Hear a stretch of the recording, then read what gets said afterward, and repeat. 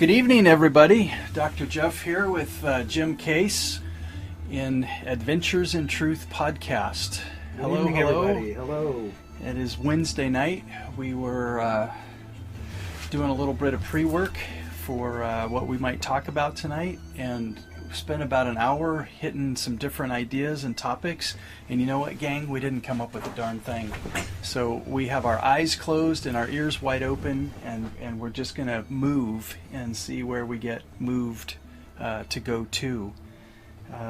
Our overall theme, if you're just joining us, and if you're not just joining us, as a quick review, would be we've been exploring this idea, this word, truth. It has evolved quite a bit for me. This has been personally quite an eye-opening endeavor from where we were when we started 6 months ago or so. Absolutely. You know, we've done, I think this is our 23rd or 24th episode now. Been meeting weekly and cranking out a couple of hours of conjecture and some really fascinating to us information and experiences and journey and growth. So where we started with the idea of truth and where we are now, quite a wide range of a chasm in between beginning and where we are now. And who knows where we're going to end up. Maybe we will simply fill in the gap. You know, we're doing bookends perhaps right now, and we might find that truth means a lot of different things. That, you know, of course, there's context. Context is always so vitally important. What's fun for myself, and Jim can talk about this as well, is as we open up to these ideas and concepts in our weekly journeys, videos will be sent my way. I'll just happen to stumble across something, or, you know, all of these serendipitous, synergistic phenomena. It just shows up. It's like, hey, the universe wants us to talk about this, or these curiosities just happen to, you know, I've been looking at that Time magazine now, sitting on my girlfriend's table for 3 weeks, and tonight I'm going to open it, and wow, what do you know? There it is. There's something written about truth, and then that sticks with me, and it's just kind of fun how those sorts of things roll along. And that's my way of sometimes just laughing along with God or the universe or the gremlin in my mind, however that works. Just the humor of where we're gonna go, what time we're gonna spend. So maybe you could talk a little bit about that, Jim, as how that works for you in our weekly journeys between podcasts. What your experience is with.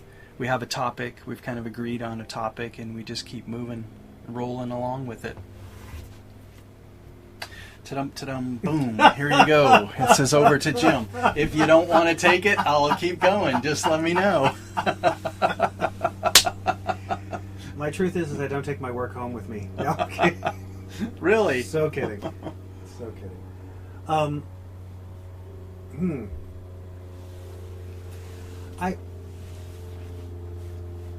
It's very interesting because I think because I've, and not that we don't all, but I think my focus has been so intent on this impending change with my move that there probably, and typically in my life there's always stuff that shows up that relates to what I'm doing, but I haven't noticed it as predominantly around this. More so, I think, as we've gotten our legs under us and a little more momentum, I think each week now I have more, there's more kind of awareness and thought to where are we going this week, what are we going to talk about this week. I think that the quality and content seems to get deeper and richer, and I love being inspired by what I'm doing, and I think that's something we were talking about pre this, is that there's sort of a natural flow that occurs when you set an intention, when you're clear about what you want to do, or you're fully engaged, that there are all these cooperative components that sort of, show up. There's things you're inspired to do. There's things you're inspired to get into because of where your energy is, because of where your focus is. And I happen to personally love that space because I don't really focus a lot on how to do anything. So I don't focus on how am I going to do a podcast. I focus on that I'm going to do a podcast.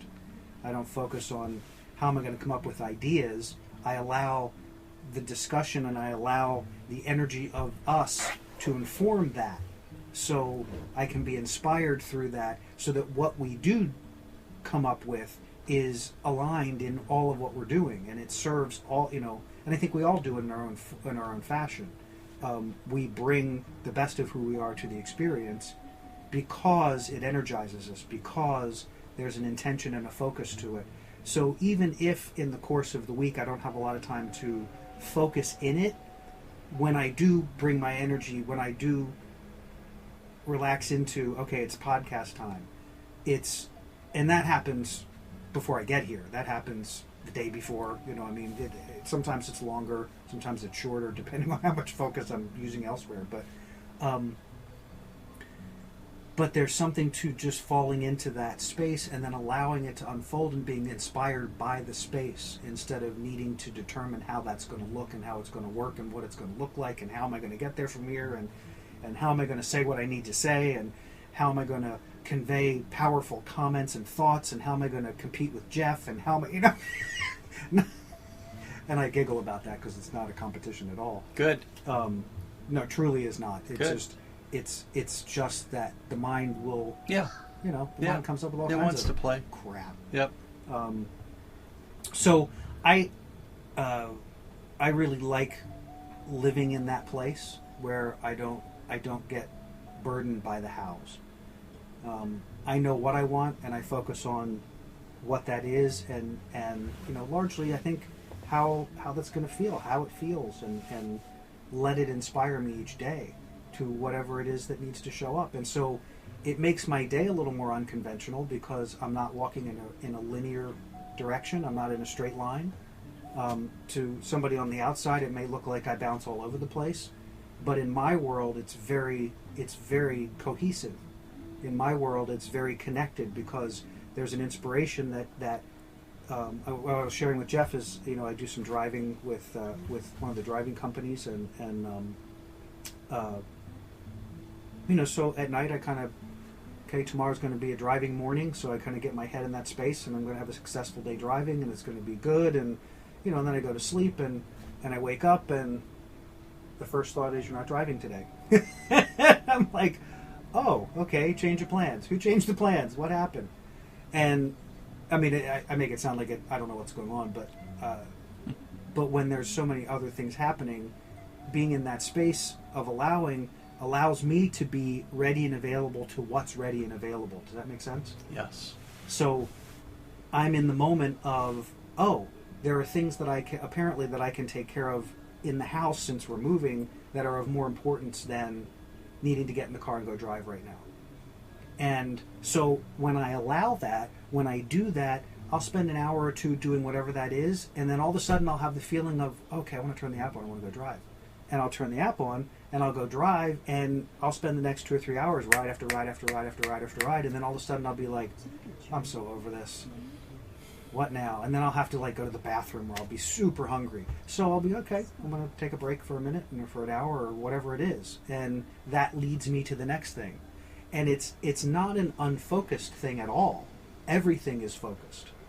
It's every moment of now is focused on something. So it isn't a space of sort of wandering around aimlessly going, what am I going to do with my It's I'm intent and my intention is very clear. I have a very powerful and large goal that's looming in my near future. And we all do, depending on what it is that we're looking at, whether it's a move like I'm going through, whether it's just going to your job, whether it's a new job, whether it's a new relationship. It really doesn't matter.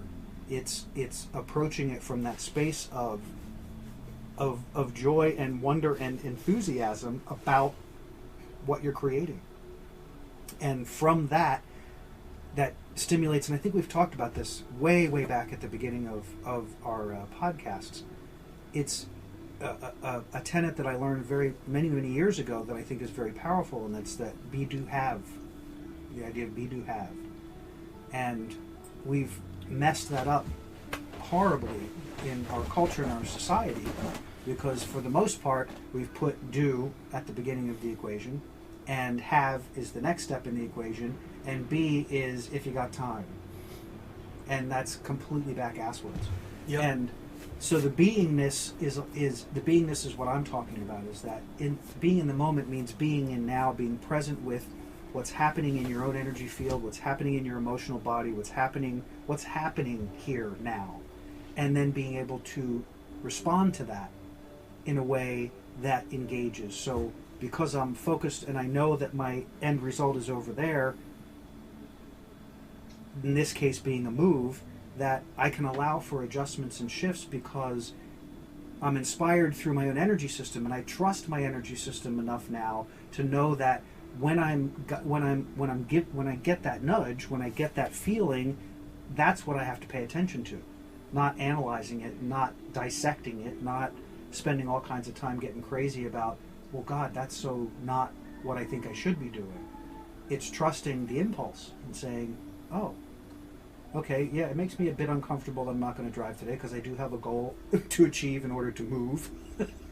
But I get to trust that my internal system is guiding me through that, through the what's the expression? Ease and flow. Through the points of least resistance.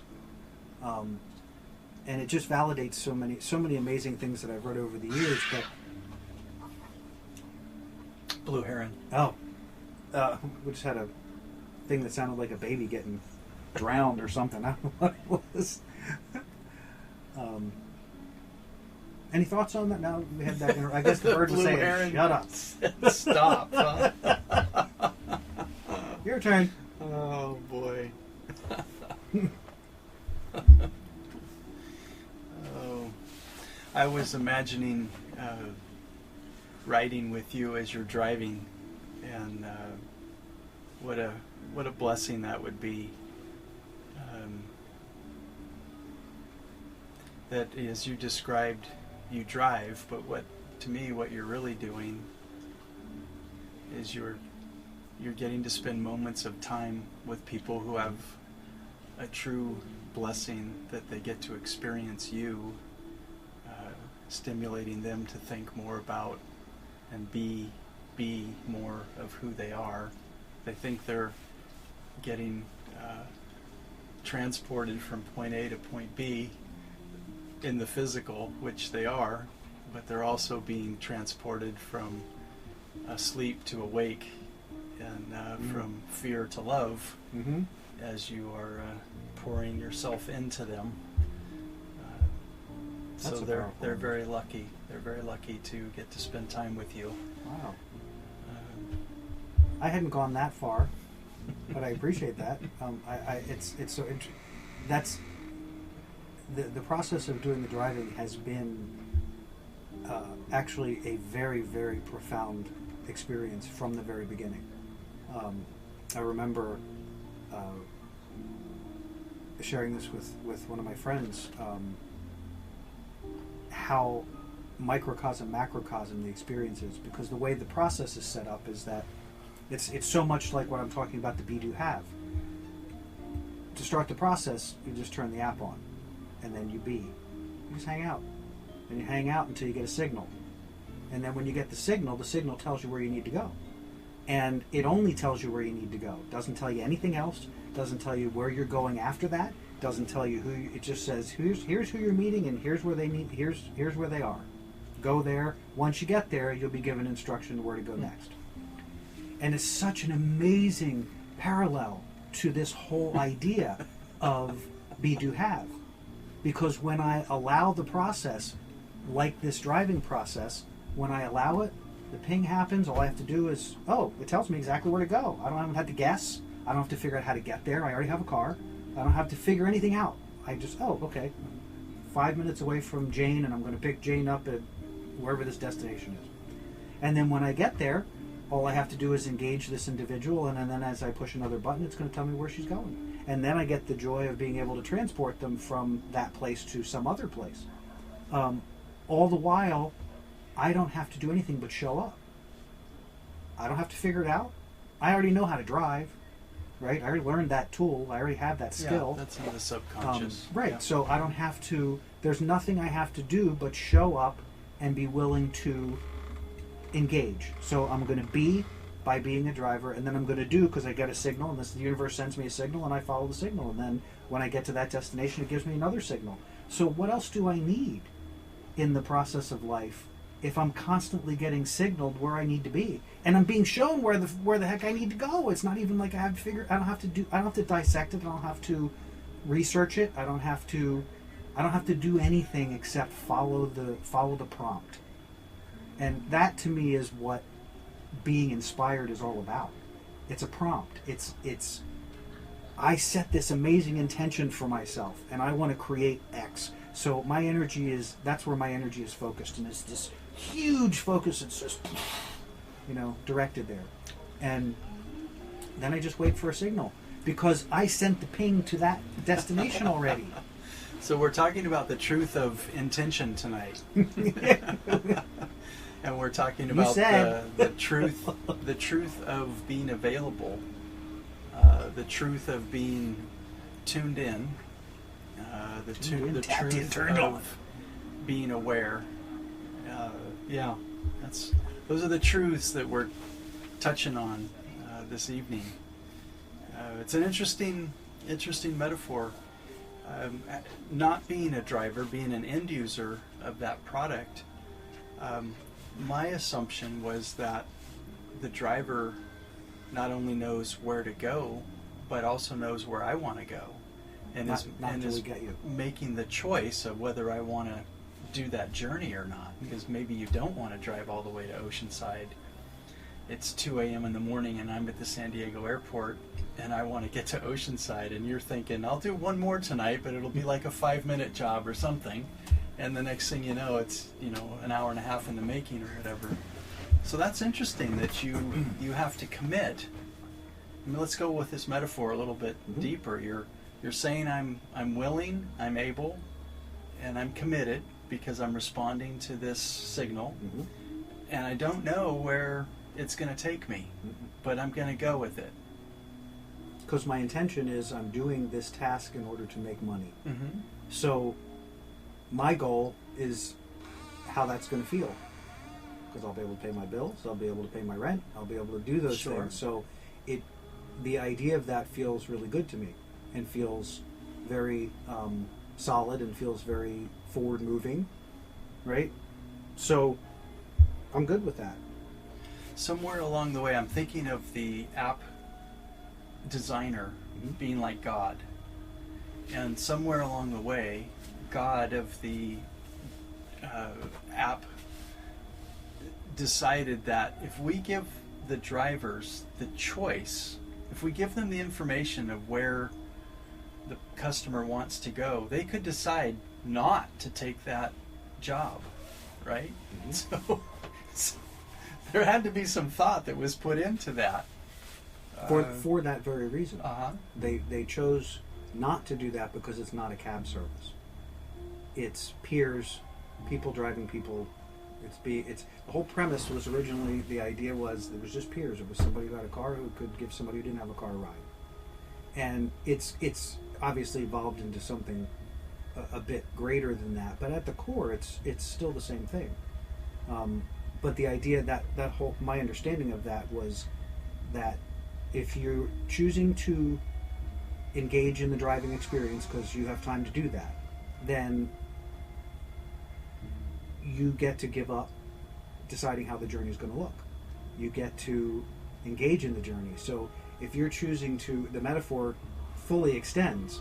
If you're trusting in the process of your evolution and the signals that you receive from, whether it's your higher self or the universe or God, whatever the heck you call it, you either trust them or you don't. If you trust them, then you trust them and you know, oh, okay, this impulse is taking me here. This signal is saying I need to go 3 miles down the road. Don't know there's a lot of trust involved. You don't know who's there. You know, I mean, you have a picture, you have a little profile picture of that person. You don't know where they're going. You don't know what the end game is. Sometimes you get there, and you know, I found over time, it always works out in the bigger picture. So, if I get there and it's a poopy little ride, there's no point in anything other than being fully available to that person, taking them to their destination, because their destination is leading me to the next leg of my journey. Of course. You know, and to expand that metaphor so that the listeners understand this. So I live in a part of town, in the east part of town, so I'm not even in the downtown area. I get up in the morning and I turn the app on, and I don't leave my house until I have my first ping, until the universe says it's time to go. Then I go. Well, in this case, it's the driving company, but you know, my metaphor is the universe says, here's your signal, ready, set, go. It's all one source. Yeah. And I've always said categorically that from that point on, I don't care where I go. It's all the adventure. So in the course of 3 hours, I can be all over San Diego County before people even wake up in the morning. You know, and the person that I pick up who's going to work at 7 o'clock thinks that, you know, I just happen to get on the road for them to take them to work at 7 o'clock. Well, I've already been all over San Diego County before they wake up, you know. But the extraordinary thing about that trust process, and about being willing to allow that to be what it is, as it is that I've gotten to experience people and places and things in the market that I never would have experienced otherwise. If I was filtering and controlling the environment the whole time, I would never. I mean, I am amazed at the extraordinarily beautiful pockets of places there are in this area. Just neighborhoods that just are stuck in like these weird little places, and you drive in and go, where the heck did this come from? You know, and it's just stunning and beautiful, and I would never have seen it otherwise. Right. You know? And just meeting all kinds of interesting people, and you know, I've done 2.5 years. I've been doing this, in on and off, you know, around other things, and I've never had a bad experience. Never had a bad experience. There's a feature in one of the apps that allows you to be a single user, or I can't remember it's in both platforms. The category of which there's a choice. Like, again, going from San Diego, I used to keep my boat down in San Diego, and occasionally I would take the boat down there and need a ride back here in Oceanside for the listeners. And you could select whether I'm kind of in a hurry and I just want the ride to be just for me. Yeah. The difference is you buy all 4 seats and you buy 1 seat. Okay. So a couple of times I'm like, well, I'm really not in a hurry, so it could be a group ride, and we'll see who pings along. And I think 3 out of the 4 times I've done that, nobody else pinged. Right.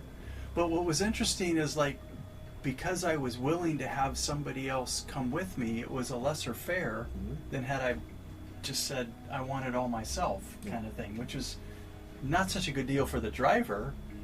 Doesn't change anything for the driver. Oh, really? No. Doesn't change anything. Well, that's fascinating. Yeah. The discount comes from their end. So really the benefit is only to the company. Because if you picked up 3 people, would the driver get more? No. Oh, so it's really just to the... It's a gamble that the company is taking, that there will be other people that will want to go in that direction during this journey. Yes. When 3 out of my 4 times, there hasn't been anybody else that's pinged for a pickup. And I think they said it can only delay your trip by like 5 minutes for each one that you would pick up. It would only be like 5 minutes off your route, so it would only delay it potentially by a total of 15 minutes or something like that. So I just thought that was typically. Again, we're going with the metaphor of you don't know where you're going when you show up to pick the person up. Well, yeah, I mean, I think it speaks to pretty much everything we encounter in our lives. We really don't have a clue where we're going. We have ideas and we have intentions. We have, I mean, even if you're going to school to get a degree, that is an end result. That is not the journey. So you have no idea what's going to happen between here and there. All you know is you have an intention. I want to achieve this result. And the rest requires some focus, requires some decision making, but a lot of it is trust and faith that one, that destination is where you really want to be, and as you're moving along the path, trusting that the people you encounter, the school that you're at, the people you're going to be involved with, the teachers and educators you're going to be involved with, the counselors you're going to be involved with, are all going to, in essence, conspire on your behalf to help you achieve that goal. But if you don't have the trust and faith, then those cooperative components can't be cooperative because the cooperation isn't happening in here. So you can have an intention, but if you're not in that space of allowing, or that space of letting the journey unfold, you're limiting the amount of possibility for the amount of support that can show up. But that's happening through you because you're narrowing your field of energy, because you're thinking you have to control it all, or you have to manage it all, you have to know how it's going to happen, and you don't. And I think if most of us sat in any situation or conversation and actually honestly really could answer a question about why do you need to know how it's going to happen, most probably couldn't answer the question without it being a lot of stupid story that has nothing to do with the end result. It has a lot to do with stuff that's been made up in the mind, and stuff that arguments and agreements and disagreements that some other significant person in your life has thrown at you about your choices and decisions. I mean, there's so many other influences, but when you trust in that core of who you are and you allow that, then the possibilities expand with that, because you're now no longer limiting. You're not limiting how it's going to unfold because you don't care. In the end, I could care less how most things happen. Yeah. I'm just excited about them happening, and that's what gets me from here to there. And the fun part about being conscious about it and being in attention is all of the cool things you get to experience on the way to it. So I forget where it was. I think it might even have been law of attraction stuff, but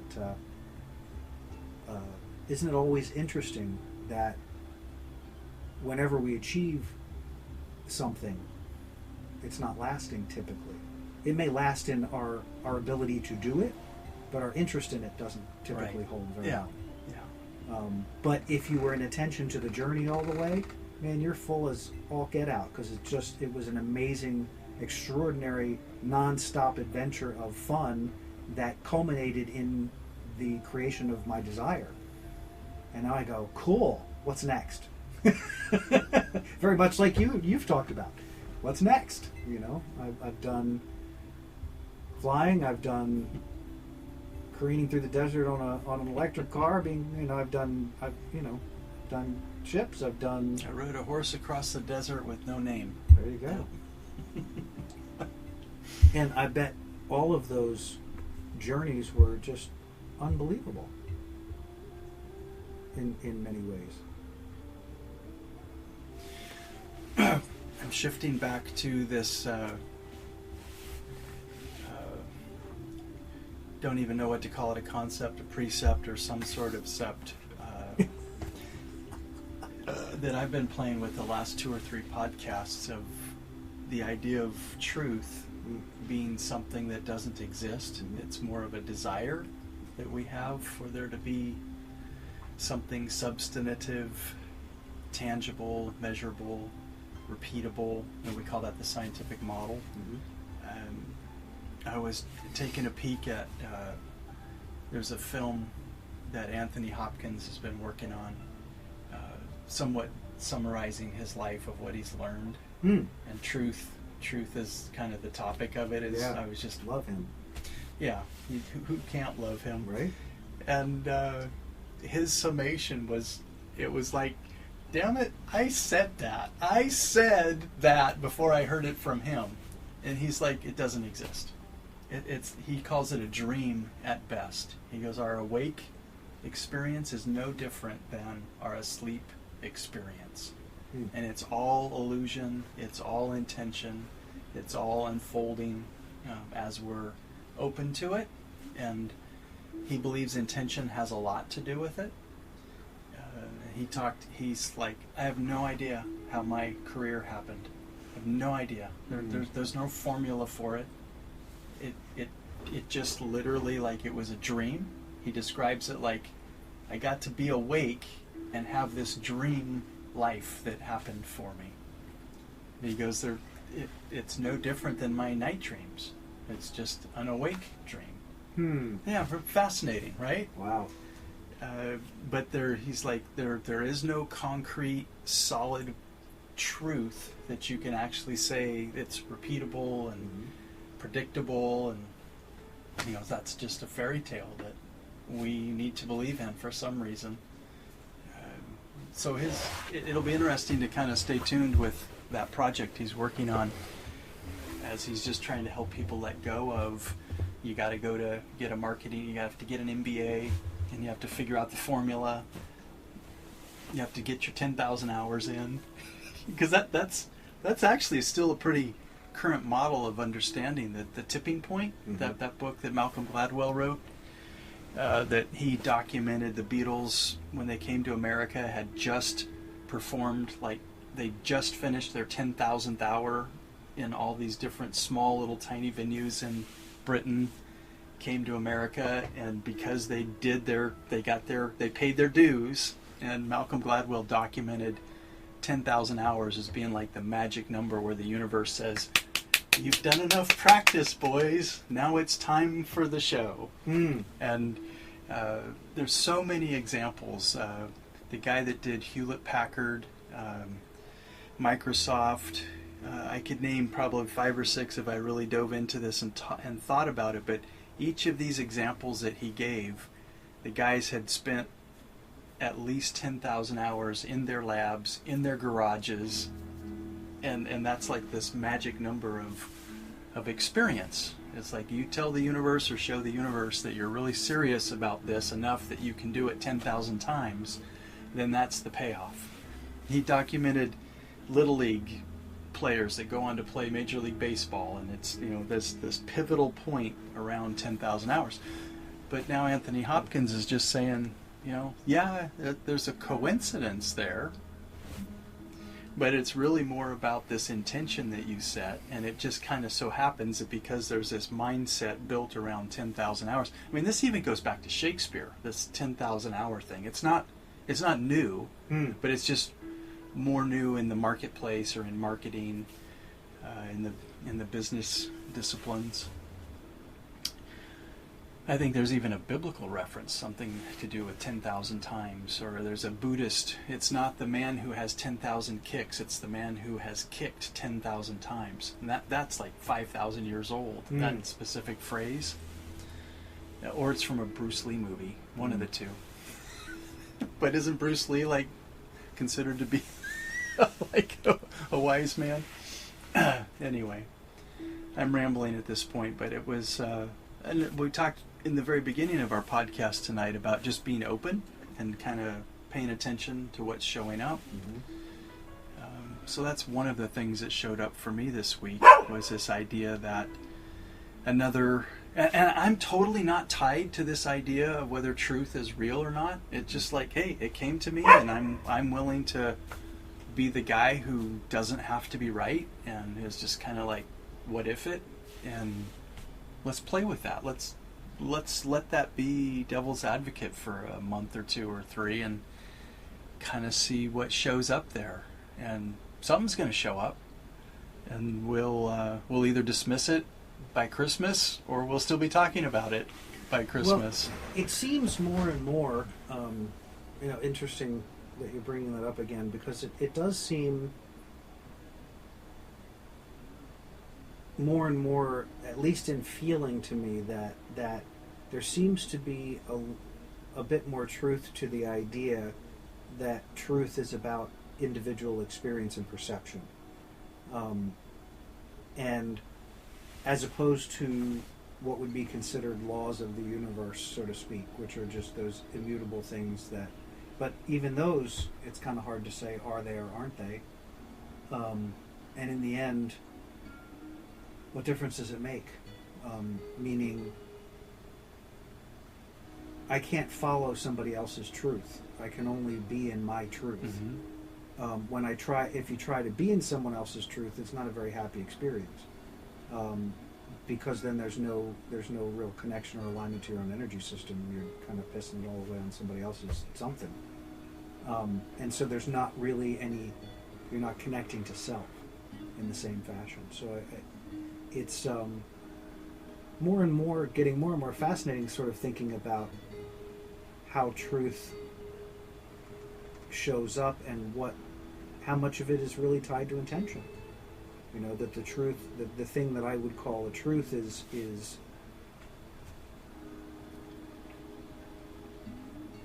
really, I guess, tied to bone. Even as I'm sitting here thinking about it, I'm thinking, there are consistent experiences that I have had, and this move is one of them. This impending move was this clarity and intention about creating a shift in my experience, and about, you know, feeling like there wasn't energy here for me, in not being able to get traction, and thinking, okay, maybe I'm not in the right place. Maybe I need to change things up. And that being my truth. But what I realize about it for me is that truth is consistently and unerringly doesn't alter regardless of circumstance. So when I came to my truth about the need to move, I was absolutely clear that regardless of circumstance, that would have to be, that's what would take place. And it's a feeling thing. It's like, it's a clarity that you have, where if Michael chose not to go, it doesn't change my need to go. And so that would create a whole other dynamic that would have to be assessed, and what would have to be sacrificed for that, because something would have to give. Someone either someone gives up some of who they are, or in staying in who you are, you move forward without the other person. Not out of anything other than, it could still be in complete love, but the clarity, the truth of what I know I need doesn't change, even if the person closest to me can't handle it. Mm-hmm. Even if my mind has 47,000 reasons why it shouldn't, couldn't, wouldn't, can't, won't, we're all going to die. It doesn't change what I'm doing. It doesn't alter anything, except... I'm stumbling over semantics right now, perhaps. Let's clarify. I'm hearing you talk about flow, but using the word truth to talk about flow. And are those synonymous for you, or can we separate them a little bit? So,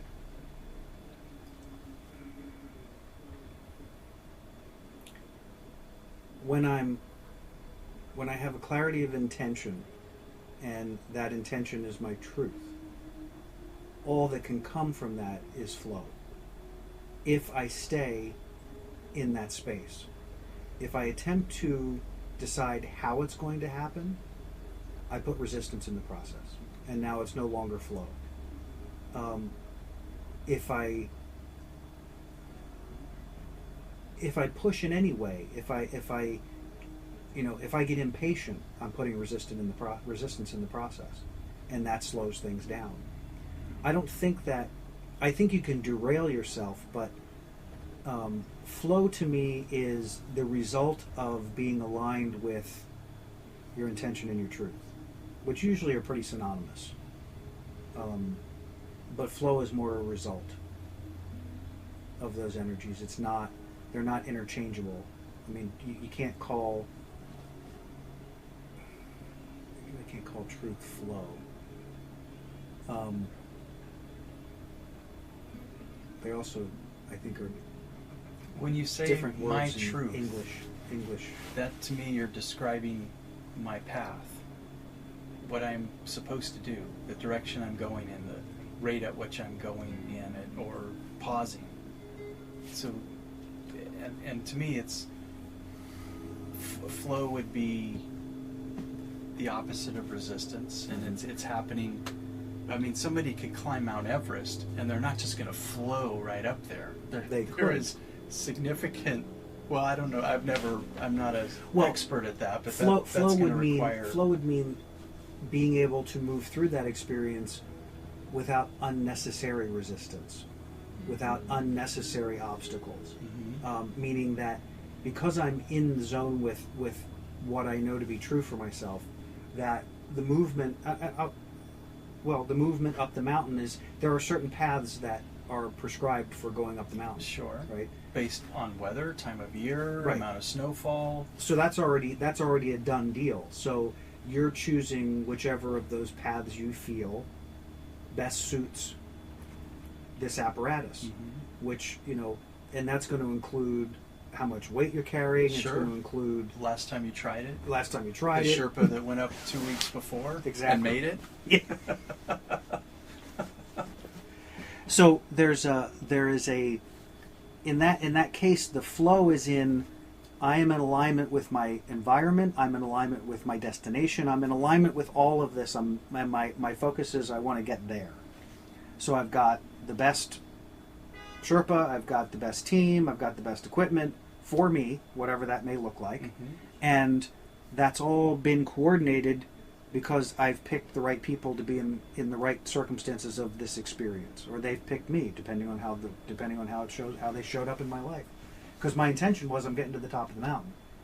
So all the cooperative components are all the details that come together as a result of that. The ease and flow is, how much do I believe I can get there? How much trust do I have in me to know that I can make the journey from here to there? And while I can read all the books, I can read all the books about all the people's experiences and all the people who died in avalanches and all the people who fell off the mountain and all the people who, all those things that happened. And I can incorporate that into my thought process, into my consciousness. That will then become part of my journey, because I have now entrained my system to things that are not necessarily ease and flow, and they were somebody else's experience. But now I've put those kind of chunks in my system. Doesn't mean you have to create it, but if you put enough energy there, then that's what your flow is going to be. If your flow is, I got the best team, I know the route that serves me and this team, I know blah blah blah blah blah blah, and trusting that process, then you create a whole different flow, and that flow becomes one that's synonymous with your vibration. And it doesn't mean that stuff can't happen. It doesn't mean that you're not going to get blasted into the side of a mountain by a snowstorm. Right. But what it means is that your alignment, your clarity, and your unwillingness to put resistance into the process, that you experience that as a part of the journey of the process and not a hindrance to the process. It's all focused on how the focus is different. If you think about that in terms of, well, I want to go to the top of the mountain, but I don't want to feel wind, and I don't want it to rain. Well, you could go there, and you could potentially create enough intention and have enough clarity that your energy could be big enough to create a bubble that could create that to happen. But the likelihood is there's a whole lot more influences going on than just me on the mountain. So willingness to recognize that whatever shows up is part of the journey, and you say, cool, okay, so how do I, and that's the difference that we talked about before about approaching in fear versus approaching an opportunity. In fear, it's all resistance. It's all, oh my God, it's raining, oh my God, we're going to die, oh my God, this is over. In opportunity, you go, oh, I get to experience this weather phenomena. I've been trained for it. I know what I need to do. I know what we need to set up. I know the people who are with me know what we need to do. So let's hunker down, because all we get to do for the next 12 hours is hunker down. But I brought my Uno game so that we can at least enjoy each other while we're hunkering down, whatever the case may be. So you have more. It's opportunity. It's not fear. Let's keep climbing Mount Everest. Okay. It would be fascinating for me to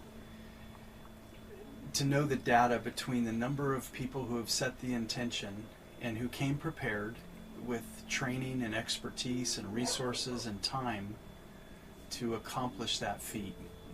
And some people, it worked out in their very first expedition. Mm-hmm. And they brought everybody to the top and they got everybody back down. I don't know if that's true or not. I'm just making it up, that it's a possibility.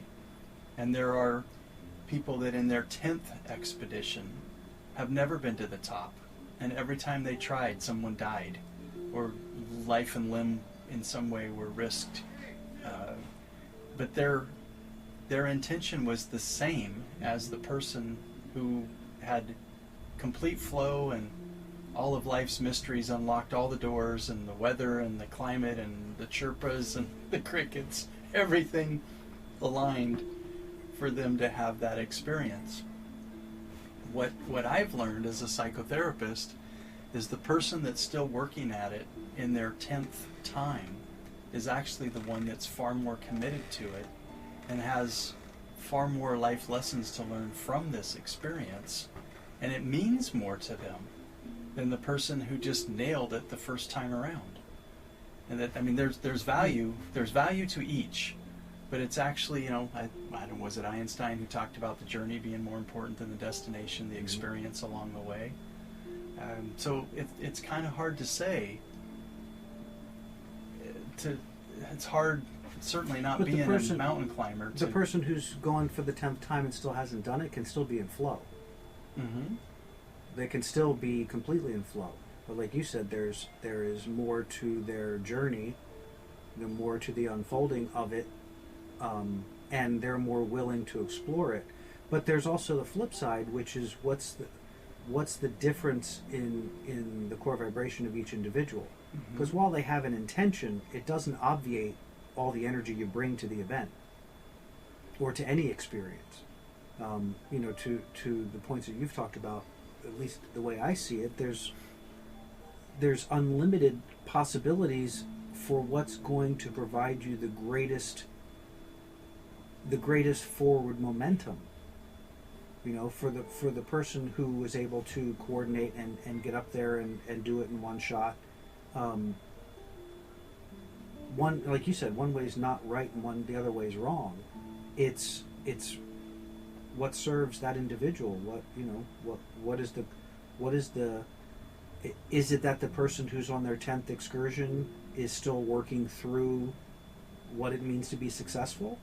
Are they working through what it means to achieve a goal? Maybe they don't have any idea how to achieve a goal. So they don't realize that it's their energy and their focus that achieves the goal. And so, I'm not saying this is all hypothetical. Right, sure. But in the end, the persistence, yeah, you learn a lot. Do you learn more? I don't know. Are you learning the same lesson? Is it the 10th time because you still refuse to pay attention to what's the nose on your face? You know what I mean? That expression, right.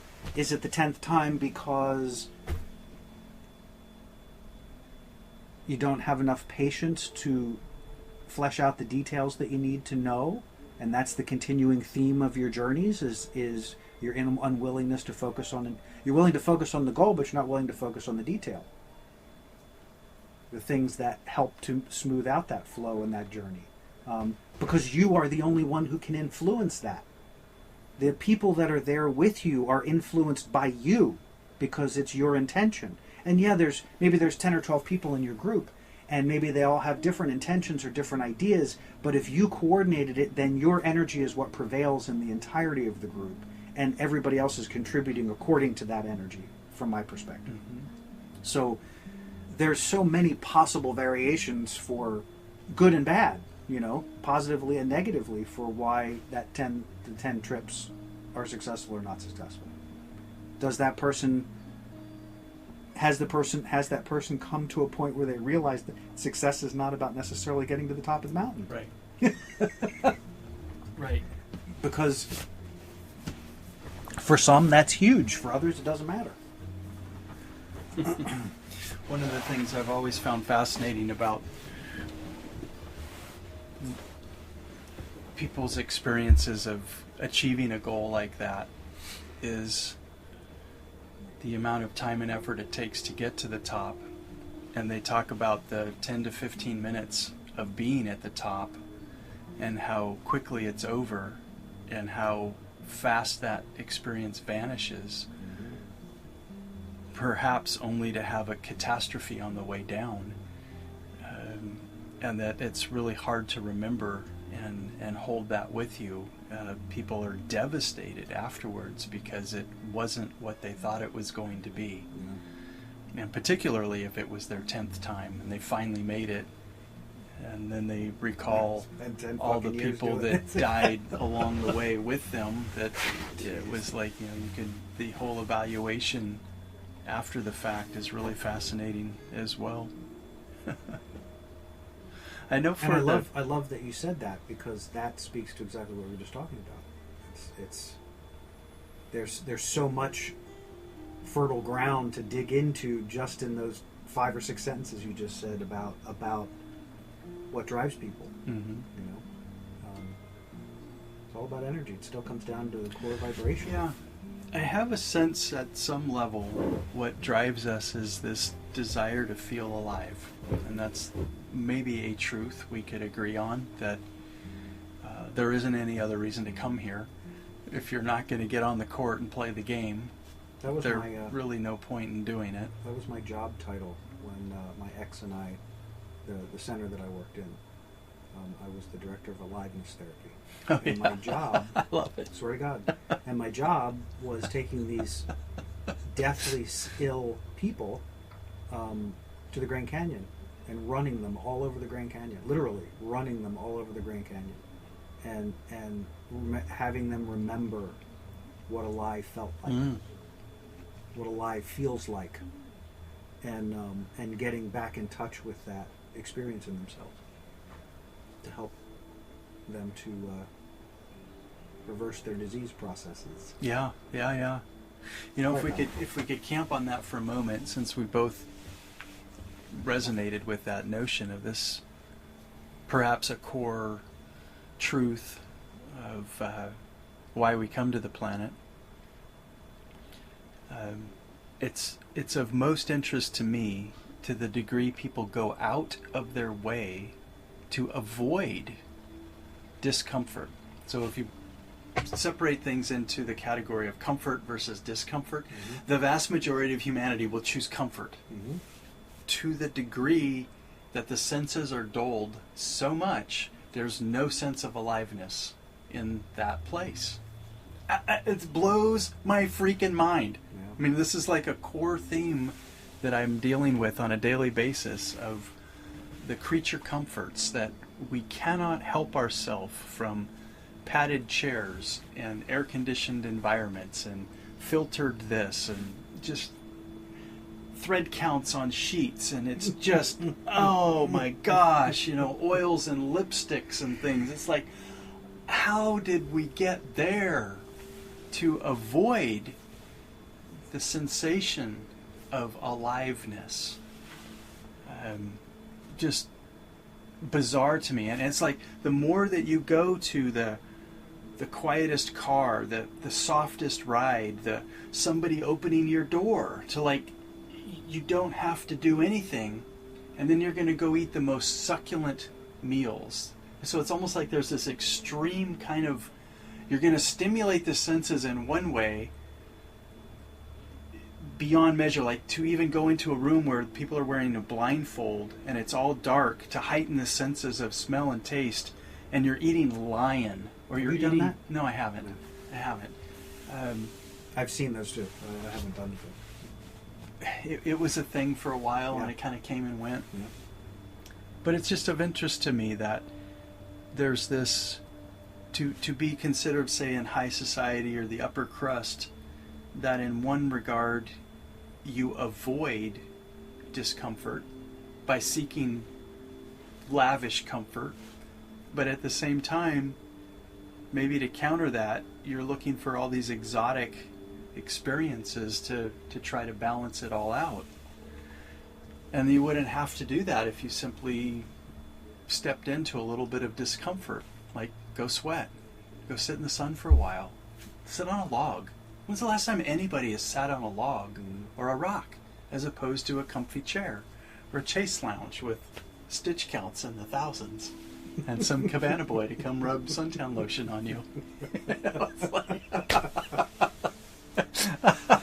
and as much as it sounds like I'm judging and pointing fingers, I know there's 10 pointing right back at me when I'm doing the same thing in just a little bit different way.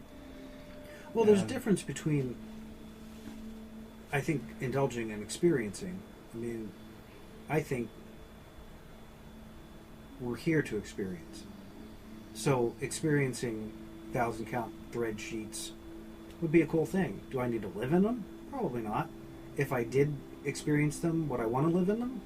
I don't know, because I haven't experienced them. Well, maybe I have, but if I have, I don't know.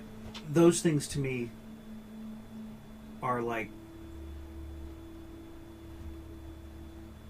interesting, inconsequential kind of things. I mean, it's always cool to experience, things that are not normal to my normal experience. It's always cool to have that kind of, I remember we went to the Biltmore in North Carolina. It's is it the Hearst Estate, I think? Is it Hearst? I can't remember. Biltmore. No, it's Biltmore. Hello. It's this huge castle in North Carolina, and it's on this gorgeous acreage, and they've turned it into a museum, but it was this guy's house, and he built it for his wife, and it's just kind of interesting when you go through it, thinking how people lived here. What an odd experience that must have been, because as you're walking through this place, it's like it isn't very user friendly. It doesn't have a whole lot of warmth to it. Right. It's these unbelievable spaces, opulently appointed and beautifully done.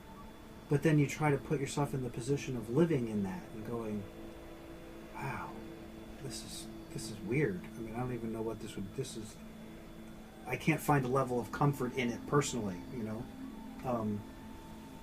but there are other types of wealth that definitely appeal to me, that I would think, oh, no, I could do that. Like Richard Branson's type of money. Yeah. The way he uses his money, to me, is a little different than the way some others use their money.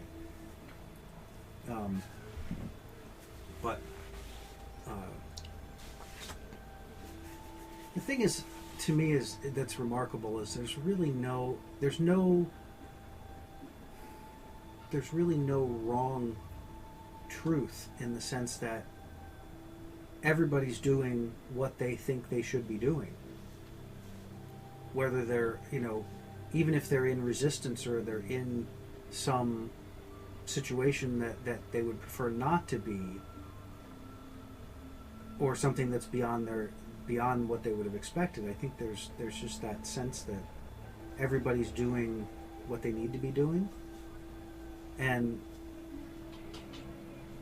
it seems more and more that in relationship it makes it a little different, because you really have to take into consideration that you're involved with someone whose truths may be vastly different than yours. Right. And it doesn't necessarily affect compatibility, but it definitely affects how you perceive things. Because my truth, like even with this move, my truth about the move, I'm still discovering impact that this is having on Michael that just never even ever occurred to me. He's moving out of San Diego, where he's lived his whole life pretty much. His a large portion of his family is here, and he's never lived anywhere as an adult. Never lived anywhere else. That's huge. And he's just like, he's going through his paces, but his truth is, I love my husband and I support him, and this is important, so this is what we need to do. And it'll be okay. And it'll be okay. Out of his mouth. and it'll be okay, and it's going to be good. And I'm going, and at every level, I mean, even as I think about it, it makes me emotional, because it's just extraordinary for somebody like me, who I think I'm pretty conscious, I'm pretty aware, and how much I have no frickin' idea, even in my own awareness, how much I don't know. And it shows up every day, you know, and you go, holy crap, I didn't realize I didn't know that either. But gosh, it's just amazing, and it just brings a depth and a richness to the experience, you know, when I think about that. And he's never once pushed back there. Mm-hmm. Yeah. You know, he's just kind of dealt with his own experience and his own process, and it's come out in weird ways, you know, in some ways that, you know, we might brawl a little bit. But ultimately, none of it is out of lack of support. It's just him finding his way into his support, and he needs to figure out how to get there from here. And because I've made a decision that radically alters his path, he's got a few more boulders to navigate around than I would have considered, because for me it was just a point of clarity, right? I mean, I have family here, I have friends here, but my clarity is in moving, so I'm good with it, and I'm good with that change, and so it's very emotional, but it's not hyper emotional. It's like I have, throughout the day, I'll have 2, 3, 4 times a day where something will show up somewhere and I'll start tearing up, and there's no story, there's no nothing, just this emotion, this feeling of this tremendous change that's happening. Right. You know? Yeah. So, Well, you're feeling. oof. You've just kind of got us back to where we started down this little tributary, which is we're here to feel. Mm. And those feelings have a wide range of euphoria to horror, and one isn't any better than the other. And oftentimes, the things that are most challenging and most difficult, we remember the most, and that has the most value to us.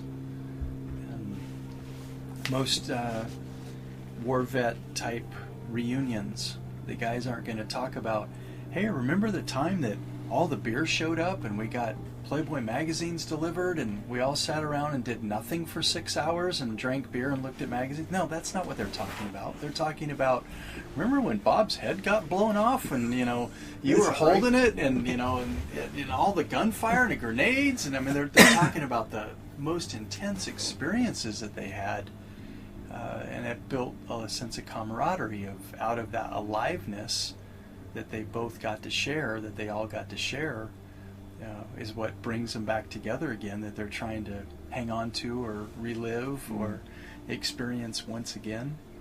So this move is, you know, a high point in each of your lives that is forcing you to feel. Mm-hmm. You're out of your routine and habit, which we don't feel when we're operating in routine and habit. Right. We're not feeling. We're just going along, just the ride. So I know when people, let's say a new restaurant opens and you're driving the same car, maybe wearing different clothes, but kind of going the same time of day, maybe even the same night of week, but it's a new restaurant. Somehow that new ambiance, the new wait staff, the new menu or whatever is shifting enough of the repetition that this is the new thing, and we have to come here now. But then pretty soon that habituates, and it's just like all the others. Mm-hmm. It's a Friday night, put on some nice clothes, drive to, you know, and it's just like now though that blends in with all the other 200 times I've done that, and it's kind of like I don't even remember them because I really wasn't that alive.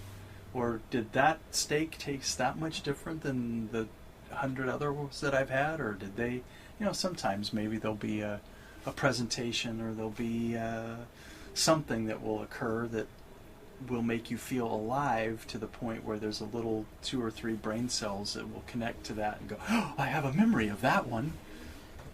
we got in a fight there at that one, or we got a flat tire on the way, or we stopped and had sex on the way, or something. I don't know, but that sense of we've stumbled onto the truth of we're here to feel alive. And it isn't always at Disneyland that we feel alive. It isn't always in the bedroom doing the wild thing that we feel alive. Those are examples of that. Feel alive at Disneyland. Just feel overwhelmed and annoyed. Which is his way of feeling alive. But it's like, why am I paying for this, right? Another annoyance. Right? If we're going to go out of our way to feel alive. Occasionally, I find it interesting that I could be accused of planning activities that require they're more like marathons than sprints, and I know that by putting it together that way, it's going to create some level of either exhaustion or the sense of being spent. Like I had to put everything into this that's going to create a sense of aliveness, and there will be memories, and it just forces it to be memorable in its level of difficulty. And some people question, how can that be fun when it seems like it's so hard or so much went into it? And it's like, man, if it's easy, you're not going to remember it. That's my truth. That's my personal mantra or way of doing that I could go to the swimming pool in my flip-flops and shorts if I just want to do something easy, and that'll just be one of 1,000 times I've done that it all blends into it's a non-event because it's not remembered. There was no sense of aliveness there. Not that every event has to be at that level. Yeah, but I think it's interesting. Something we talked about early on is that it speaks to the idea of intention and clarity to a large degree. Because if you're being in the moment and you're letting your intention inform and inspire your choices and decisions, then the things that you do, even if it's just throw on a pair of shorts and walk out and get into the pool, has a different experience because it's not just an activity. It was inspired because I feel like I need to shift something, I need some water, I need to be in water, I want to go move my body, whatever the case is. And while it may not be this big, memorable event, it isn't a wasted event. Right. It's still part of what gets you from point A to point B. There's something else you said. Well, none of the breakfasts I've ever eaten were wasted events. They're just not very memorable. Yeah.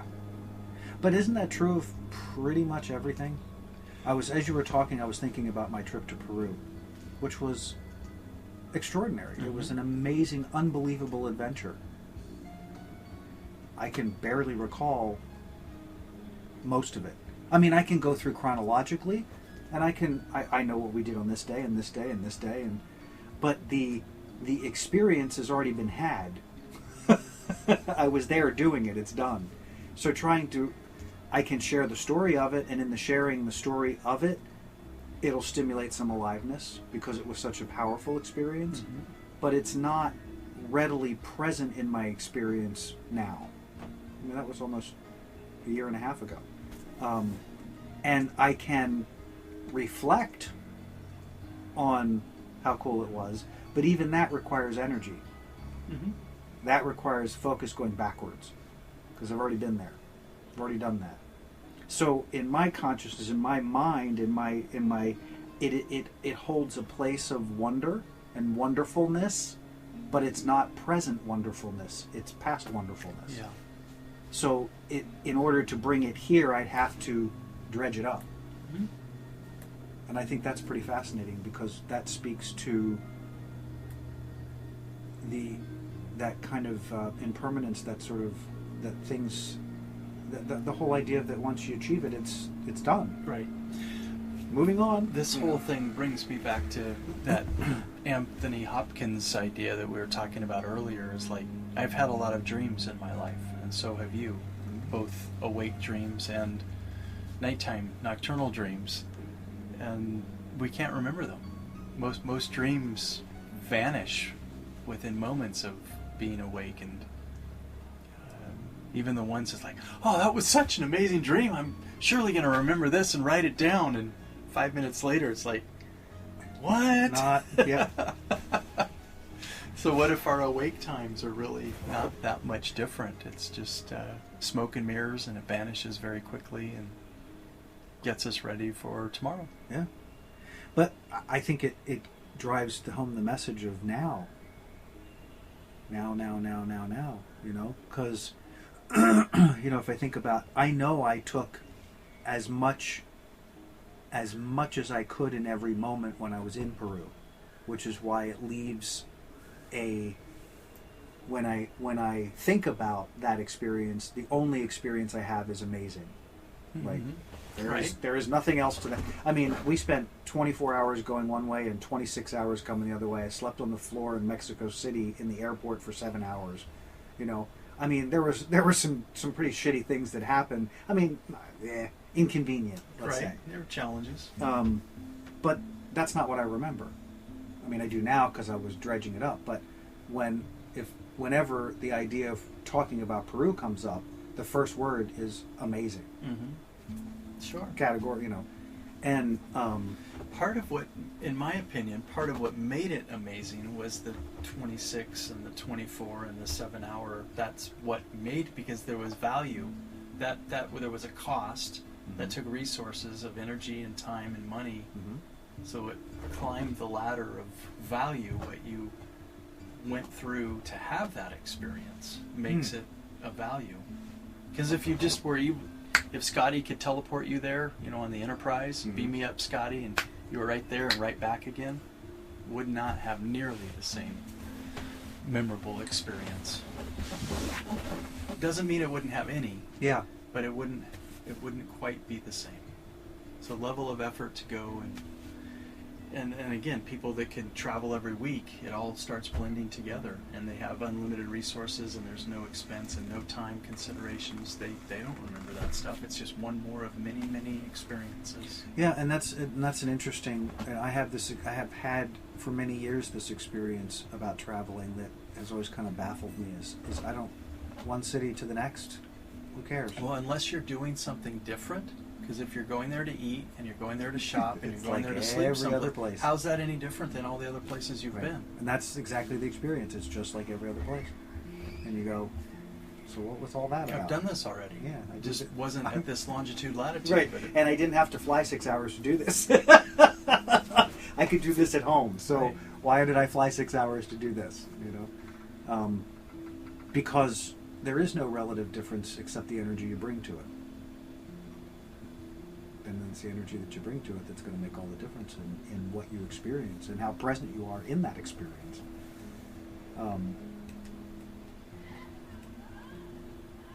Yeah, so I don't have this big drive to go to particular, you know, like, I want to go see St. Louis. It's another city. Is there something in St. Louis that could be really cool to see? Potentially. Is it something of interest for me? Probably not. But I don't know that for sure because I don't know all the ins and outs of that city. And sorry, St. Louis has nothing personal. It was just the first one that came to my brain. So if any of you out there are thinking St. Louis, it's all good. Hey, at least St. Louis made your brain. That's right. I don't even know why.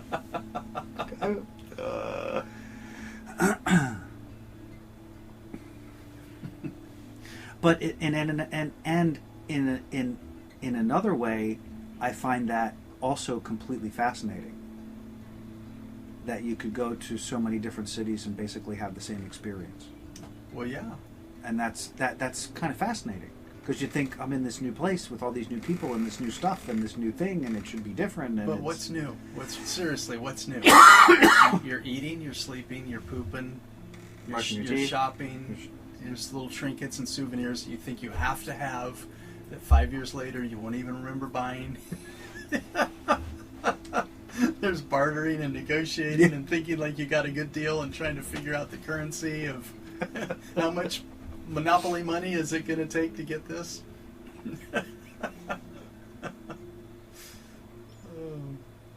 I was down at Cardiff.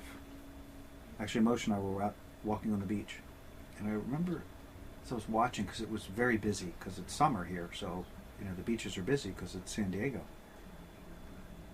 And I just remember looking around at all these people, and there's families, and there's groups, and there's couples, and there's big families and small families, and all of these people that came to this place to do their thing called vacation.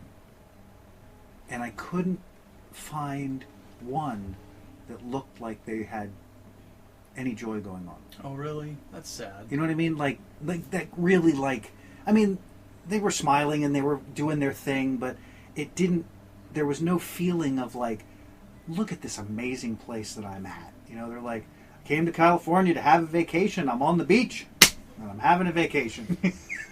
Sounds like a check in the box. Yeah.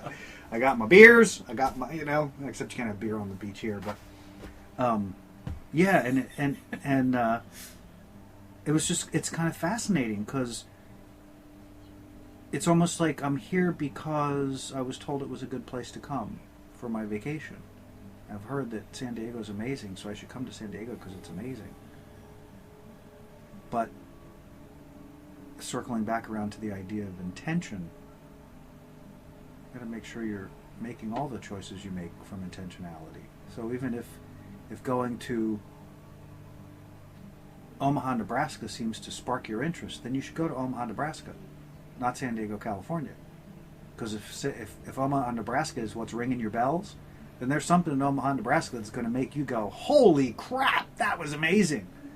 And you could still have a good time in San Diego, but you're not going to necessarily have your holy crap because your inside was saying Omaha, Omaha, Omaha.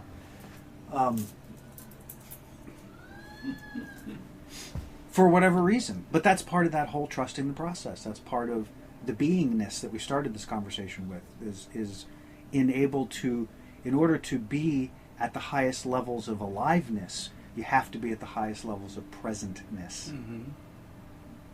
In your own experience, in your now, in your energy, in your field, in your body, however you describe that. Right. Because that's where that beingness is going to lead you to prompting that's going to take you to the next place that's going to unfold back to the lift analogy. The bell will go off, and the bell will give you a clearer direction of where to go. The question is, do you trust yourself and your universe enough to follow it? And say, cool, I don't know, I'm not sure why I'm going there, but it feels really good, and I'm really excited about it. And that to me that's living, that's aliveness, that's that's my version, that's my truth of it, and there are variations of that, But I think that we all have that. I don't think we'd. In fact, I would go out on a limb and say I know we all have that guidance system. We all have that connection. We all have that ability. It's just a question of whether we use it or not. Whether we tap in, whether we want to go on that magical mystery tour, or whether we just want to ride somebody else's wave. I haven't found anywhere that riding somebody else's wave is all that fun. But unless they ride big-ass waves, and I'm afraid of big-ass waves, so they're helping me ride the big-ass wave because I've never done it before. Then it's cool. Yeah. Then I love it.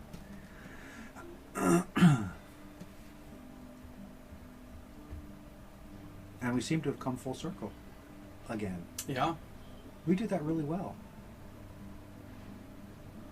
Come back to our starting point. I like that. Yeah, I've got a lot of things kind of trickling through the mind right now with regard to aliveness, being in the moment, the now, having fun, breathing, noticing, being aware. The idea of no mistakes. What does that mean? There are no mistakes. Oh. It's all part of the journey. This idea that I should have known better. Well, how could you have, with what you had to work with in that moment, at that time, with the amount of sleep, blood sugar level, blah, blah, blah. It's just wishful thinking. But a lot of people I work with are judging themselves, thinking they should have turned left instead of right, and if they would have avoided this or benefited from that. And it's just a little mental masturbation game that we love to play. I don't know where we learned it, but we're all pretty good at it until one day we don't want to be any longer. When I was watching the video you sent a couple of weeks ago, the Dr. Joe video of why we're not happy, there was a little clip in there where somebody put stickers over all of the times on a clock that said now. Yeah. So I did that in my office. I have a big clock like that, and I took a little yellow sticky and just put now and put it over each one of the numbers. Oh, right on. And then I took a little bigger yellow sticky and put in the very center of it that there is only now. It's been up for a week, and it's been interesting. I see people look over at it and then they look away like they're pretending that they didn't see it because they don't know what to do with that. And I had one person that actually said, "How do you even know what time it is?" I was like, "Well, dude, there's like 6 other clocks in here. That's just one." But do you want to talk about that? Would you like to get into that? And I had one person that I've worked with for a long time says, "Oh, you're a Buddhist now." And I'm like, "Oh, I don't know. Is that the definition of Buddhism?" But it's been fun to just be with everything is in the now. And if you're not here in the now, you're tripping somewhere else and you're missing out on what's here in this now. Now, yeah. Because it isn't anywhere else. And it's so funny to me that at this stage in my life to really recognize that there is nothing anywhere else except now. And you go, or I go, part of the mind wants to argue, but there's no argument. It's just dead space. You just go, oh. Well, it's not really dead space, because if the mind's arguing, it's not dead space. But that idea of being present and letting every moment inform the next moment and guide to the next moment, but it's a very seamless thing. I think a lot of people probably either get, what are the two things you said? Either afraid or love or fear? Yeah, the things that pull you to the future or to the past. It was in line with some of those truth quizzes. That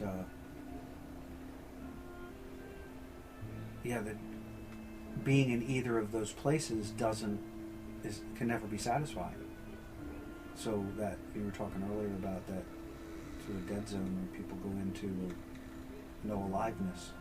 Chances are good they're being everywhere but in the present. Yeah, because there's a ton of it in the now. Before we started our podcast tonight, Jim and I reviewed a little bit of a clip from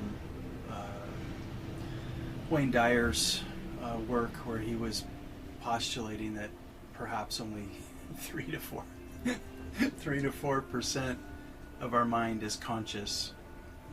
A very simplistic way of defining what that means is being aware of in this moment, being present, being awake, not operating off of an autopilot mindset of past memories or just mind muscle memory or that sort of schedule, if you will, but truly being open to the infinite in this moment.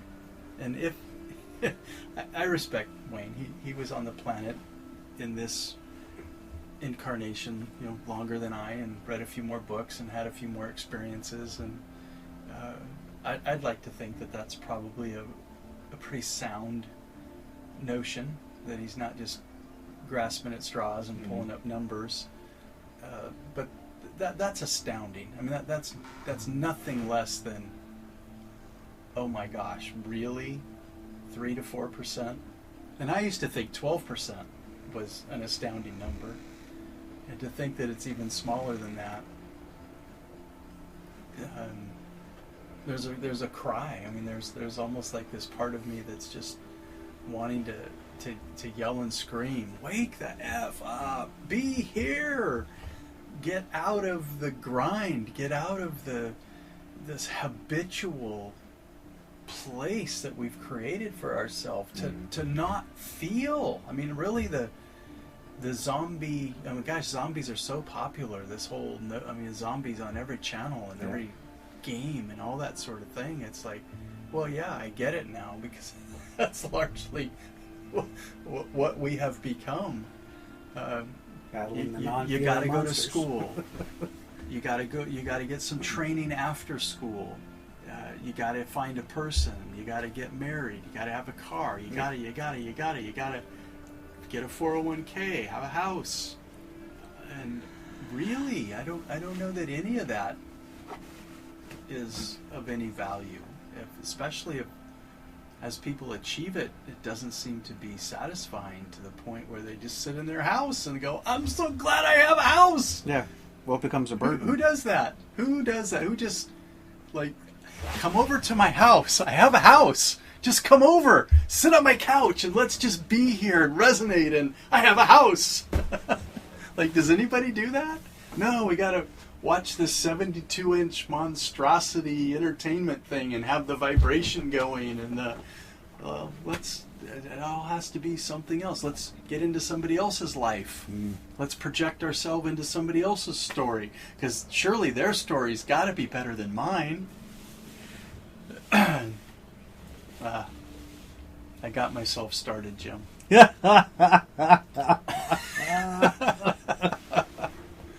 We all have, I mean, don't you want to, when you're having people that benefit from getting to spend time with you, don't you just want them to know you have such an amazing life? You don't need anything else. Breathe. Just be you. Celebrate that you're here. Be part of the family. Stop striving. Stop competing. I find myself saying that a lot to younger people in my car when they're talking about, because where I live is right by SDSU, and you know, I see a ton, and Glendale Community, or Grossmont Community College, and so I encounter a ton of college-age kids, and some a little older than college age that are maybe doing master's programs or PhDs or something else. But the thing that is always fascinating to me is talking to them and then listening and feeling how they feel about what they're doing, and then asking them how they feel about what they're doing. How's that working for you? Wow. It's amazing. Because so many when I talk about passion, you know, and I'll say something to the effect of, you know, don't let the system drive the passion out of you. Why, you know, what are you in it? What are you in it for?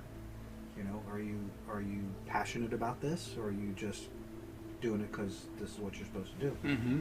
Because if you're doing it because that's what it's supposed to do, it's going to be a lovely piece of paper that'll never be of value for the rest of your life. Right. Well, and I'm going to be paying on it for a long time, right? Or somebody will. But, and it's always a joy to meet someone who has found their passion in what they're studying, and they're doing it because of their passion, which speaks to what we've been talking about all along, which is they're present in their experience, and their choices are in the presence of their experience, because they have aliveness in what they're doing. Mm-hmm. It's not, you know, it's not this, okay, I'll get through this 4 years, and okay, then what? Okay, well, I guess I'll do 2 more years because I'm supposed to, or because, you know, whatever. I mean, typically, I think as you get into the higher levels of education, when you get into PhDs and masters and that kind of stuff, if they're choosing that route, chances are good there's a bit of passion there. But that's not always the case. For many, it's still, they're just continuing on the same ladder because that's what they think they should be doing. Right. It's a program. Like, do you like It's a program. Do you like it? It's just a program. What do you plan to do when you're done? What are you passionate about? Why are you studying this course? Yeah. Somebody put this curricula together and decided for me what I needed to know. Yeah. Yeah. For sure. Great topic.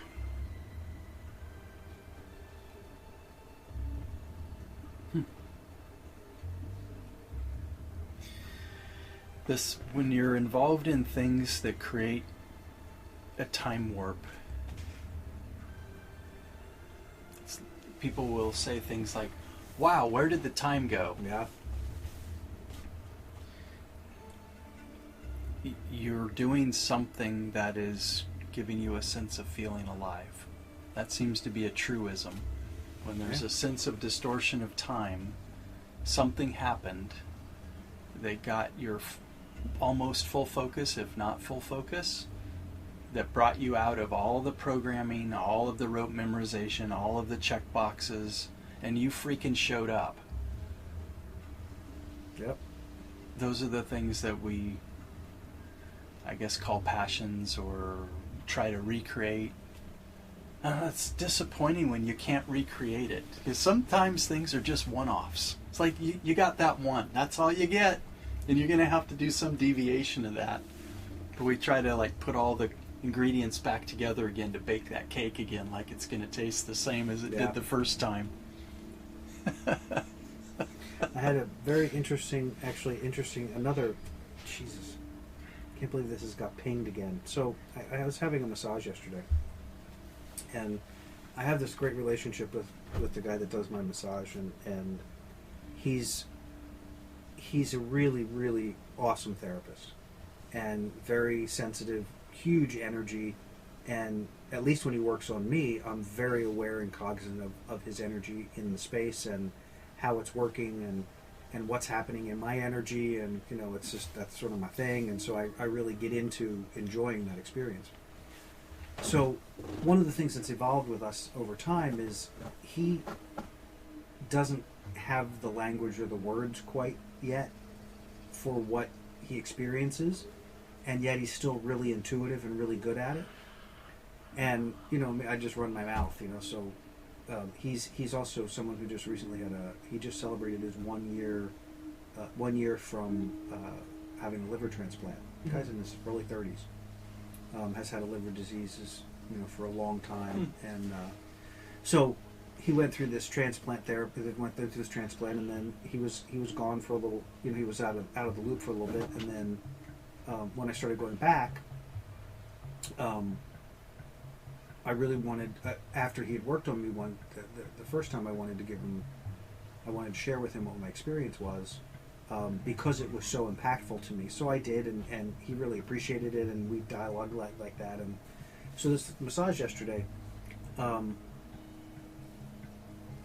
face down on the table, and I went deep really fast, and his hands were like fire from the second he got in my energy field. I mean, like as soon as his hands touched, literally they were like 95 degrees. I mean, they felt hot, and it stayed that way. And as he kept working, he just drove me deeper and deeper, and I was in this really wonderful deep place, and just I was really, it felt like I was really aware of. He was clearing out some stuff, and he was opening up some channels, and this was all in part about the move and about the transition that's going on, and it was feeling really, really good. And about halfway through, I was like stoned out of my mind. I mean, just from the work, and I sort of propped myself up, and I said, "Can I get a glass of water?" And he was immediately concerned, like, "Is everything okay?" And I'm like, "Oh no, everything's great. There's just a crap ton of energy going on in here today, and I just need some water." So he said, so I shared with him what was going on, and he said, "Well, since you brought it up," he said, "it's really interesting because since the beginning of the massage, I've had this thought going through my head." And he said, and the thought is, he needs to let go of whatever this last thing he's holding on to about this move. And I went, It's interesting. And the first thing that went through my mind is my concept about my business is what I have to surrender in this process, is that I am partly having the viewpoint that I may take the business the way, as is, and then when I get there I can start doing X, Y, and Z. Except it's never felt quite right, it's sort of like, yeah, I got it, but I'm not sure, and so I've never really come to a good place about what's going to happen when I get there, because that's part of the house too. But so I said, well, that's the only thing that comes to mind immediately, and I said, but I'm definitely going to stew on that for a little bit, because if that's what you're picking up, there's some energy in there that needs some assistance, kind of moving on. And he said, can I tell you this little parable story that they've shared with me? I said, sure, I'd love it. He said, I think it really applies. He told me this story about this river, and this river runs up to a desert, and the river's goal was to create a pathway through the desert. And so for years, this river kept trying to expand and kept trying to push its way through the desert, kept pushing its way through the desert. And it would extend itself way too far, and all the resources would burn off by the sun, and nothing would happen. And so for years this went on. And one day, something to the effect of the river, he stopped fighting. The river stopped fighting, trying to push its way across the desert. And so it just was allowing this process of kind of the water trying to move through. And what was still happening was, as the water was moving across the desert, the sun would evaporate the water because it's a desert. But what the river wasn't paying attention to is that the water was evaporating and turning into clouds, and the clouds were going to the other end of the desert and dropping the water, so the river was actually connecting on the other end of the desert. I thought I was going to pee myself after he told that, because it was so apropos of everything that I'm experiencing. To me, it was this moving from one thing to another, and you're not seeing what the connective tissue is. Don't worry about it. And so that just remarkable kind of thing of this feedback of, okay, just let go, don't take a concept. Don't even to the degree that I'm paying attention, I'm still trying to drag things. There's still part of me that wants to go, okay, well, I need to take this, I need to take this, I need to take this, I need to take this. So I have this business, and I have this book, and I have these things, and so they're all going to be just like that when I get there. And so all I have to do is just be there, and poof, it's all going to be good. Except my sense is that I don't have a freaking clue what's going to unfold when I'm there, and that what's going to unfold is so far greater and cooler and more interesting than anything I'm trying to dream up from this vantage point. Right. That it's like, and then I could take a deep breath and go, okay, now I can go back into now. I don't have to spend time worrying about that. Love it. And just to get that kind of feedback like that for me is just magical to me. That's just extraordinary. But that parable was just so cool. I mean, he was telling me, it was funny because he was kind of a little timid about wanting to tell it because he wasn't sure if I would. And then he told it, and I just laid there and went, holy shit, that was amazing. I'm going to be thinking about that for days. That's some good stuff.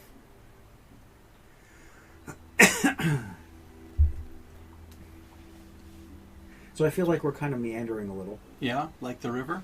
Yeah, a little bit. Yeah? Is there a little bit of evaporation taking place? There is. Condensation on the other end? Yeah. Yeah. I'm thinking... Well, on the topic of... We opened up this idea of we're here on the planet to feel. And throughout the years I've been doing therapy, I could break that down into people either go way out of their way to intensify certain feelings and to deaden others, or to eliminate others. And that might be an error or a mistake, if there is a mistake. That could be something we could learn not to do so much of, is that we want to embrace both ends of the continuum. Well, I have a very strong experience. I mean, emotions to me are our guidance system. I mean, at a core level, to me, that they tell me where I am in relation to who I am, what I want, my connection to the larger part of myself, to God, right. You know. Well, so many people are entering into the world of the digital, which is not. It does create feeling, but it's a create sensation more than feeling, probably. Yeah, it's not authentic. It's a counterfeit, or it's manufactured. It's synthetic, Yeah. if you will. Yeah. So if there's a truth that we could offer, that might be to go back to the analog and to use the body as a primary way of feeling. And that would be through breath, that we would need to breathe deeply and fully, and even hard breath, of panting, of gasping. Do you know how challenging that is for people? Yeah, for some, yes, I do. For a majority. And they avoid it. Most people avoid it. That's a large part of what I do. It's fascinating. So, in order to create the ideal brain chemistry, requires 20 minutes of deep breathing and sweating. The combination of deep, full breaths to the point of exhaustion, if not quite to that point, but short of exhaustion. But you're working hard to where the heart's pumping, the lungs are working very at an accelerated rate, and your body is now perspiring in order to cool itself. 20 minutes of that triggers a mechanism in the brain that secretes a variety of chemicals that we simply call brain-derived neurotropic factors. These things include anti-anxiety neurochemicals, enzymes, hormones, neurotransmitters, antidepressants, euphoric, all the whole range from the dopamine, the serotonin, oxytocin. Hardly anybody, the masses are not doing that. It may be more common in Southern California to do that, but most people are not engaging in that any that's longer. what's become going to the gym. But not that doing many cardio. people do that. Right. But actually, the What do idea you think? of doing cardio 5%? You think 5% of America is engaging in 3 times a week, 20 minutes? Not 20 minutes of exercise, 20 minutes of sweating. Because going for a walk doesn't do it. Getting on your exercise bike for 10 minutes doesn't do it. It's only that those chemicals only start showing up after you've been doing 20 minutes of those combined things that I was talking about. So you may only turn that on for a couple of minutes. If you're exercising for 30 minutes total, you may actually only be generating 5 to 10 minutes of the production of the brain-derived neurotropic factors, which gives us a sense of freaking wellness and health and being alive. And because we're not doing that any longer, we dive more into substances, or we dive more into movies and TV shows and digital video games, and that's where we're headed. And the masses are. Who doesn't have Netflix now? Who doesn't have Amazon Prime? Who isn't listening as to whether or not the new Movie Pass app that gives you for $10 a month you can go to 3 movies for $10 a month to a theater? It's a thing. It's a thing. Wow. It's a thing. I'm out of the loop. But the movies gives you even more of an experience of I'm in the movie than at home. Anyway, we got to have real experiences. They don't all have to be car crashes either. Right? Yeah, no, don't think so. Great topic tonight, Jim. Yeah. Great discussion. And all around. One of the they've all been cool.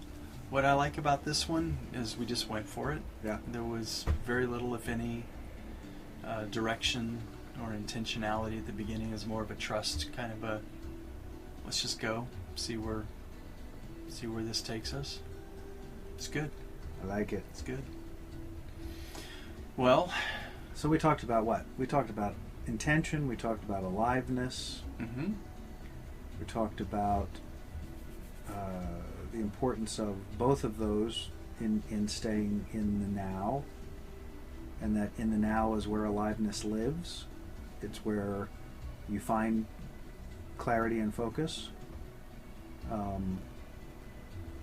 talked about a lot of things, but we came back to those themes consistently. Sure. Yeah, and we could tag that into those seem to be truths. That we're here to feel, and that the best or the most authentic feeling is going to happen with the body, as opposed to some drug trip or some digital video game or a movie or a TV show. Nothing against any of those. Right. It's just about balance and how much and how often and that sort of thing. But to try to, I'm smelling, what people don't know is we're sitting on a boat, and the boat's moving. There's a light breeze. I smell the smoke from the campfires that's over on the beach. I can actually hear the waves. We heard a bird earlier tonight that sounded like it was murdering something. Yep. The stars are out, the clouds are blowing by, so there's all this analog, real experience happening. And honestly, one of the reasons I like doing this here on the boat is all of that brings me more here and brings more of me here. And whether that's good or not, cool. We'll let the audience be the judge of that. All right. Well, I guess we should say goodnight. Yeah, thank you all for joining us in our adventure in truth this week. We definitely appreciate you all out there that are listening and participating with us, and we're looking forward to, in the near future, we're hopefully going to be able to do some live activity and get our audience engaged and involved at some level, and being able to help steer our conversation or inform our conversation or whatever that might look like. Yeah. Is there any way for our listeners to give us some feedback? Can they? They can give us feedback actually via comments on the YouTube. I'd like to see some. Yeah, on the YouTube. Tell us we suck. Yeah, we'd get something. That would be awesome. And you can also do it on the Facebook page, because I am committed now, as I produce each video or each segment up to the YouTube page, to then share it on our Facebook page. So you can go either place and ask questions, make comments, share your thoughts, add your 25 cents, whatever it is. We welcome that feedback. We welcome the what do you call those? Subscribe to the channel. Yeah, there you go. There you go. Likes and thumbs up and all that sort of thing. Sharing and all that's good stuff. Right on. And thank you for doing that work, Jim. Much appreciated. Absolutely. Thank you for a great night, Jeff. All right. Good night, everybody. Good night.